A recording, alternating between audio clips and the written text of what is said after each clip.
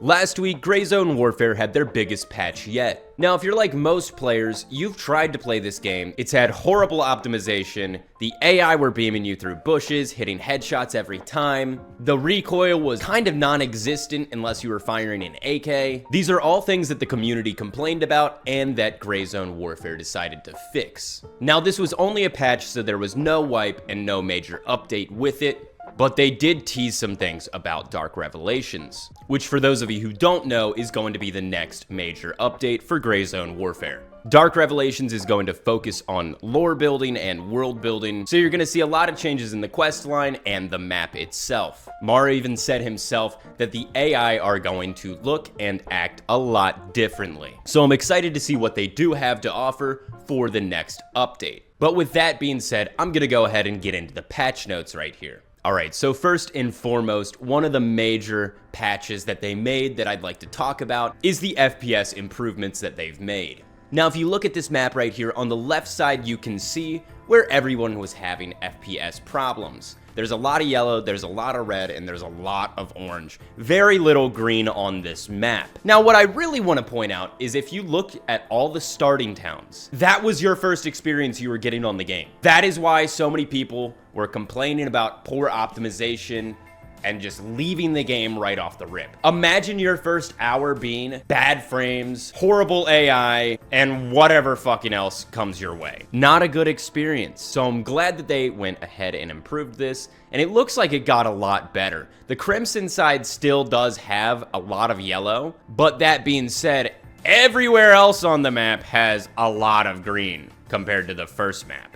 And if you look down at this GIF right here, you'll see the comparison of FPS before this patch and after this patch on low, mid, and high tier PCs, with frame gen off, of course. This is a massive win for the optimization and for Grayzone Warfare players. I personally went up from averaging about, I'd like to say 60 to 70 FPS, no matter where I was on the map. This is just like a total map average before the patch. And after the patch, I jumped up to about 160 to 170 frames on average, no matter where I am. I even checked Midnight Sapphire, I checked Tiger Bay, I checked Fort Nerith, and we were fucking cruising. And the funny thing is, I've got a monitor with a 60 hertz refresh rate. I mean, I'm not going anywhere with those frames, but it's nice to have a consistent over 60, or let me rephrase that, a consistent well over 60, than just barely cruising above it. And at the end of the day, honestly, all you need on this game is 60 frames. You really only need 60 frames to play effectively. It's not like Valorant. It's not like CS where you need 500 fucking frames to play the game and do good in it. You don't need that. You just need 60. Let's be real. The next thing I'd like to go over from the patch is that the AI got a huge rework. Gone are the days where you walk into an area and you get instant headshotted by every shot that an AI flings in your direction. If you take a look at this graphic, you'll see what the recoil patterns and reactions were like from the AI before the patch. It's kind of crazy that it's like this, and to be honest, I was saying it was like this the whole damn time. I was saying that it felt like every shot was hitting me up here and above for ages. And I had been saying that it just shouldn't be like that. I mean, that's just so brutal to the player, especially in a map where you gotta hike your fucking way back to your body if you died to a shirtless guy with an AK who just happened to hit every headshot on you. Now let's compare that to the new patch. As you can see right here, the AI aiming has gotten a lot more forgiving. Honestly, in my mind, it's almost too forgiving. I tested this multiple times by going to Midnight Sapphire and Tiger Bay, and each time it felt like I could just walk up in the middle of a group of enemies and just tank so many shots because they were hitting body or just missing. There were situations I was putting myself in that I really shouldn't have been putting myself in if I was trying to survive.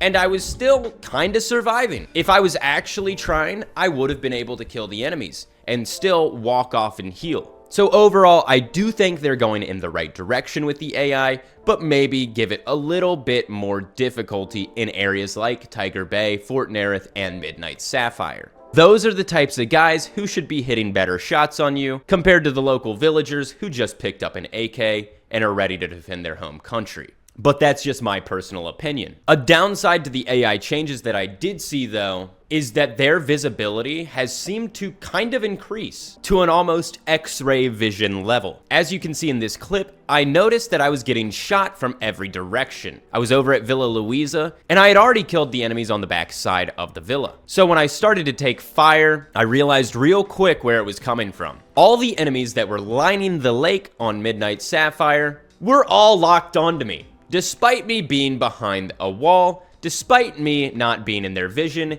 they were all locked onto me and flinging suppressive fire in my direction. I don't think this is a good thing to have going on, especially when they're all using iron sights and they couldn't feasibly see me from over there. I highly suggest, Madfinger, you guys take a look at that and make sure that that type of behavior isn't going on. I also saw another clip from Creeder where he was absolutely laid out from an AI who was on some stairs. The AI shot him through the stairs and killed him without having a line of sight on him. So like I said, Madfinger, I'd love to see you guys take a look at that and at least get that patched up too. Because other than that, and like I said, the difficulty in some areas for these AI, the patch is phenomenal. Moving on to audio. They did a huge audio rework on the weapons to make sure you know where the gunshots are coming from that you hear. I'll go ahead and play an audio clip right here for you guys, just so you know what I mean.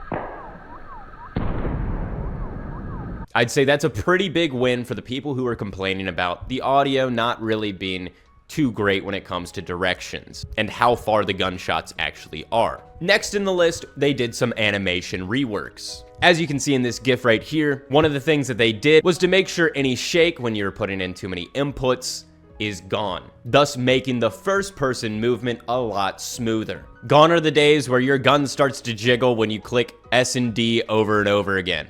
Another thing they did, as you can see here, was they adjusted weapon sway to also make that seem more realistic and more responsive when the player moves. Moving on, we've got a massive recoil overhaul.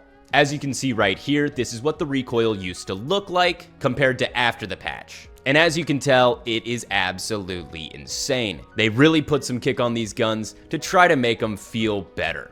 Honestly, I do like the recoil changes, but this is my only complaint on. If you're gonna do this with the recoil, at least allow us to hold our breath a little bit longer when we're trying to take a long distance shot. Multiple times in my play session, I would go to snipe somebody, run out of breath, and then miss all the shots due to the recoil. I'd maybe like to see a little bit of a tweak to the holding breath mechanic. Maybe it can be held for a little bit longer instead of just 2 seconds. At the end of the day, I can hold my breath a lot longer than my military operator in game, and that's a bit depressing, considering I am severely out of shape, and I'm not constantly rucking around a full kit in the middle of the jungle. But other than that, the recoil feels great. Alright, we're at the section that talks about gameplay and design. One of the things I'd like to go over is the improvement on the death screen. Instead of instantly cutting to the death screen, it's kind of a slow fade. And when dying, your player shifts his view to where he was shot from, which can help out a lot when you're trying to figure out where you're taking on fire from. If one of your friends goes, you at least know they got shot from a certain direction. It sounds very morbid, but I will definitely be using that strategy to find the people killing my teammates and I. I definitely will roach out a little bit if I have to, I'm not gonna lie. They also made headshots and just shots in general a lot more unforgiving. It says that headshots are more lethal and increased bone penetration reduces cases where AI NPCs absorb with their arms. Additionally, increased blood spatter on non-vital hits, reflecting greater blood loss, which is Interesting to hear.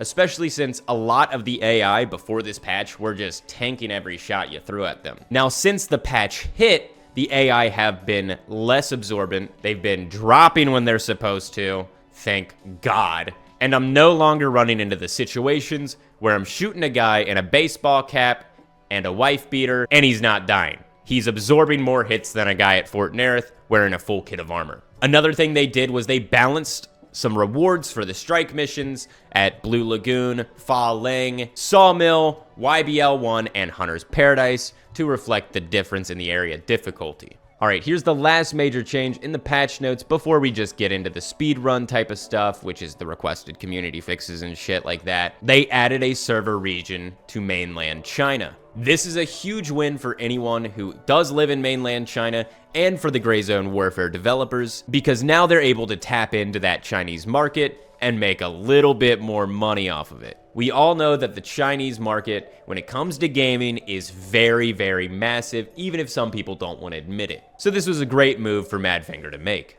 On top of all those other patch notes we just talked about, there are a ton of other notes and a ton of other changes that they made, including community requested fixes, performance optimizations, gameplay, world, UI, custom servers, and a whole load of other technical rendering fixes and technical updates and other changes.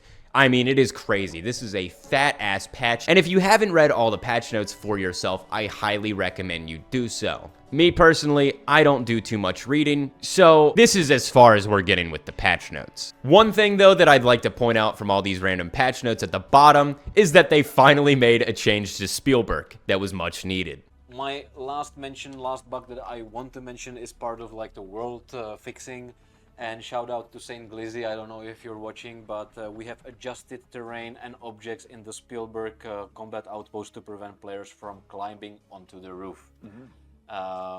If you know, you know. You can no longer get on the roof of Spielberg like we did in that viral clip that I hit. So unfortunately, there will be no more rooftop trolling, which, you know, it is what it is, honestly. I'm kind of glad that they fixed it because it was a busted ass spot. And you could quite literally just hide up there, and if nobody knew of your location or knew of how you could get up on top of the building, it was very unfair. I mean, you could just sit up there and just completely prevent a team from capturing it. If you wanted to, you could sit up there all day and keep teams from capturing it. I mean, it's fucking crazy. So I'm glad that they went ahead and patched that. With all that being said, I hope you guys do enjoy that patch for Grayzone Warfare. And if you've gotten to try it, let me know what you think down below. Keep in mind, guys, the devs do read my comments. So if you're running into some issues that you feel need to be changed, let it be known. Let it be known. They will see it. So don't be afraid to let your opinions be known, even if they are a bit constructive. Also, I just want to say, if you do enjoy this video, make sure to leave a like, comment, and subscribe. It really does help out a lot, and you'll be able to see my content a lot more often. I also stream on Twitch, so if you'll want to see some of this stuff recorded live or just interact with me a little bit more and find out more about myself, then you can catch me live on twitch.tv/thesaintglizzy. I love you all, stay safe, and I hope to see you guys next time for another video.